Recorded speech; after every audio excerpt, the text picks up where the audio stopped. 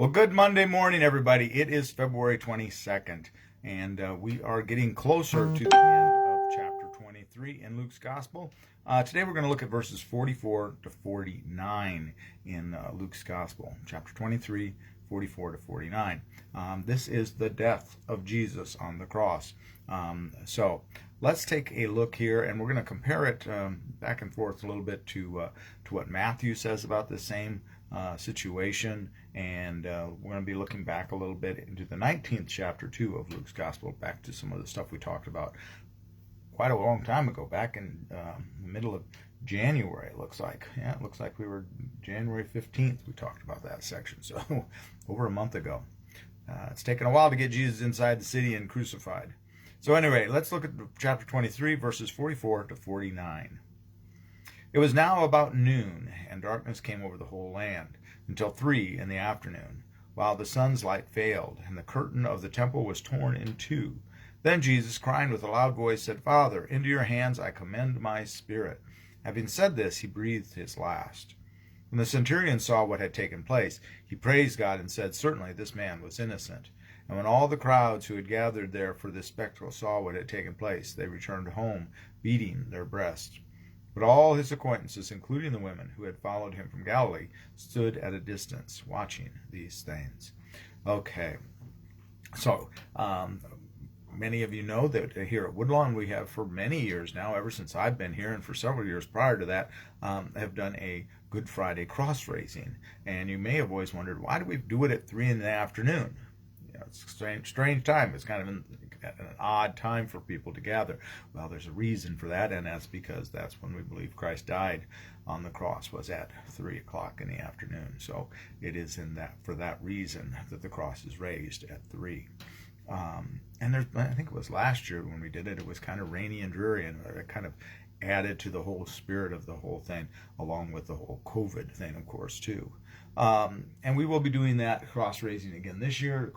Good Friday is April 2nd, so you might want to mark your calendars. That'll be here before we know it. So at any rate, 3 in the afternoon, the light fails, it gets dark. And the word there can also be translated where it says failed, could be eclipsed. So it's in Matthew's, it says, let's see, from noon on, darkness came over the whole land until 3 in the afternoon. Then it doesn't say what happened after that.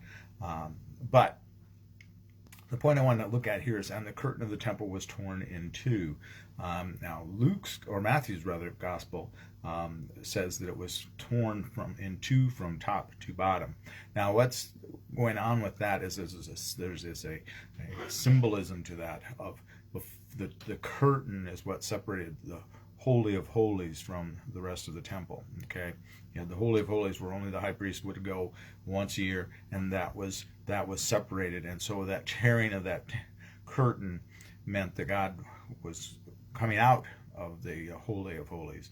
That the access, rather, is also to the Holy of Holies was not prohibited anymore. And the fact in Matthew's, where it's torn from top to bottom, means that it would imply that God's the one doing the tearing, not from above down.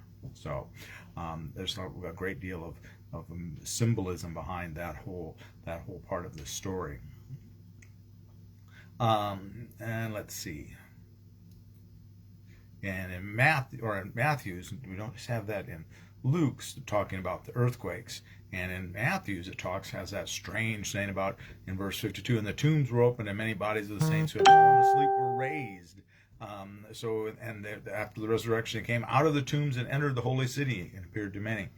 Now, if you remember back in chapter 19 on the 15th of January, we talked about the stones. In verse 40 or 39, the Pharisees the Pharisees in the crowd say to him, Jesus, "Teacher, order your disciples to stop." And he, Jesus, answers them, "I tell you, if they were silent, the stones would cry out." Now he's coming up from the Mount of Olives, remember, Mount Olivet, and he's going by that Jewish cemetery, that old Jewish cemetery, where you've got graves that go all the way back to the time of Solomon, King Solomon.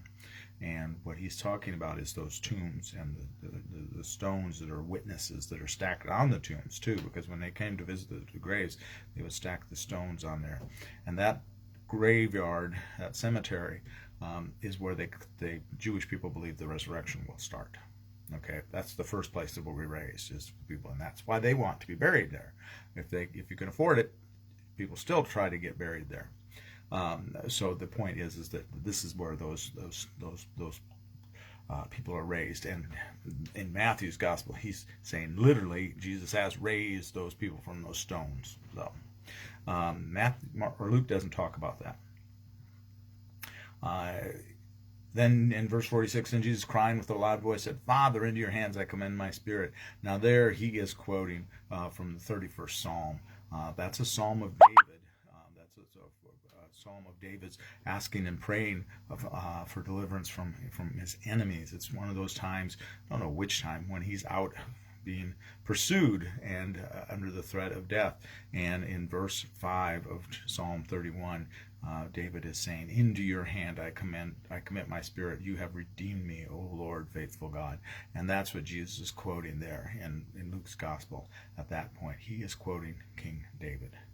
So, interestingly enough, here the centurion doesn't recognize Jesus as God. He recognizes Jesus as being innocent. But we do have an interesting thing at the end of this. And when all the crowds who had gathered there for the spectacle saw what had taken place, they returned home, beating their breasts. Obviously, the people who were gathered there, watching from a distance, were people that were supportive of Jesus. And in verse 49, it's really interesting because we tend to think of the guys all being gone, right? Other than in John's gospel, where we have the beloved disciple at the foot of the cross with his mother Mary. And we can debate about who the beloved disciple is, whether it's John or whether it's James the Just. I think it's James, but that's neither here nor there right now. We're in Luke's gospel, not John's. But in verse 49 in Luke's gospel, he says, but all his acquaintances, including the women who had followed him from Galilee, stood at a distance watching these things. All of his acquaintances. That would imply that the disciples are back within eyesight of what's going on. They might be quite a ways away. They might be across the valley there. If it's actually at the garden tomb, there is a ridge where they have their observation deck to look at where the Golgotha they believe Golgotha was at, the place of the skull, the crucifixion. It's up on a ridge, and you can be across the little draw from it. Perhaps that's where they were standing. Perhaps that's where that observatory deck is right where the disciples were. I don't know. It would be cool to think that. In Matthew's gospel, you only have the women there. Many women were also there looking on from a distance. They had followed Jesus from Galilee and provided for him. So there's a little discrepancy there that is interesting. But Luke is giving us some indication that the men are there too. So that's something we don't often think about. So at any rate, that's where we are at for today. We're going to finish the chapter tomorrow. We're going to do the burial of Jesus, and there's some surprises in that, of course. Of course, you've read the story before, so it's not a surprise to you, but it is a surprise considering some of the things that have gone on. So with that, I'm going to let you go and ask you to have a wonderful day. Enjoy the day. It's going to be like 40 degrees today. You're going to have some slush out there to mess with, to have to deal with. It's going to be a sloppy week, but praise God for that. So have a blessed week, and we will see you in the morning. All right? Be a blessing to someone today also. Bye-bye.